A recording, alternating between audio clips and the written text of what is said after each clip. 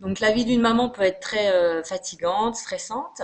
Quand on est un petit peu au bout du rouleau et qu'on on n'arrive plus à accueillir les émotions de son enfant, à l'écouter, qu'est-ce qu'on peut faire? Comment on fait pour pas retomber dans enfin, dans nos travers, quoi, dans crier, s'énerver, qu'est-ce qu'on peut faire? Est-ce que vous avez des conseils pour les mamans? Ah, je donne jamais de conseils, moi, hein, je suis psychologue. D'accord. Jamais je ne donne de conseils. Ce qui est important, c'est déjà de ne pas aller jusqu'au burn-out, jusqu'à l'épuisement.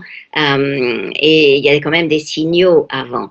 Vous avez dit que c'est peut-être, c'est parfois un peu fatigué, un peu stressant. Non, c'est toujours être une maman. La première année de vie d'un enfant, faut pas oublier qu'on perd 600 heures de sommeil en moyenne. Une maman perd 600 heures de sommeil, c'est phénoménal.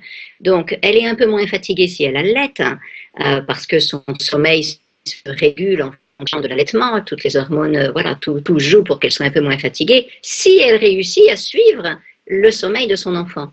Mais si elle veut travailler, si elle veut en même temps réussir à faire tout le ménage, le plus souvent on se met des tas d'objectifs en tête, il faut qu'on soit la femme parfaite, qu'on fasse tout.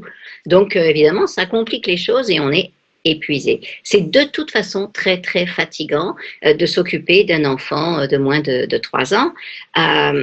Et donc ça veut dire qu'on a besoin de ressources et on méconnaît l'importance que ça va avoir. On a besoin de ressources, on a besoin de faire partager aux autres, donc le conjoint, le papa, des amis, les grands-mères, les grands-pères, des oncles, des tantes. Voilà, c'est vraiment important d'utiliser les gens autour et d'oser faire des demandes.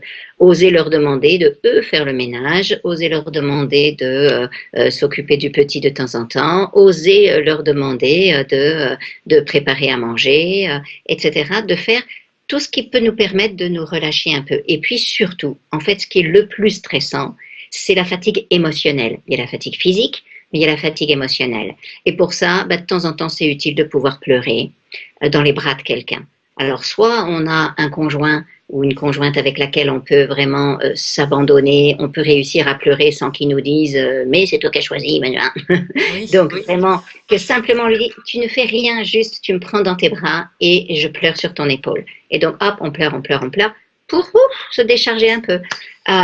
Si on ne peut pas avoir ça, on peut demander à une amie. Un ami, une amie, voilà, j'ai juste besoin de pleurer un coup, est-ce que tu veux bien accueillir mes pleurs? Et si on ne trouve pas, eh bien, on peut aller voir un psychothérapeute, un coach qui va nous permettre de pleurer dans ses bras. On a vraiment besoin de pouvoir lâcher sans jugement, sans rien. C'est que juste, on est, voilà, le stress, vous avez dit, eh ben, on est chargé de stress et il y a un moment, il faut juste relâcher. Et on n'a pas besoin d'explications, on n'a pas besoin de toute une thérapie longue. Non, on a juste besoin de pouvoir trembler, pleurer, relâcher tout ce stress. d'accord. Donc, faut utiliser les gens autour de nous au Tout à fait, maximum. au maximum. D'accord. Eh ben, je vous remercie.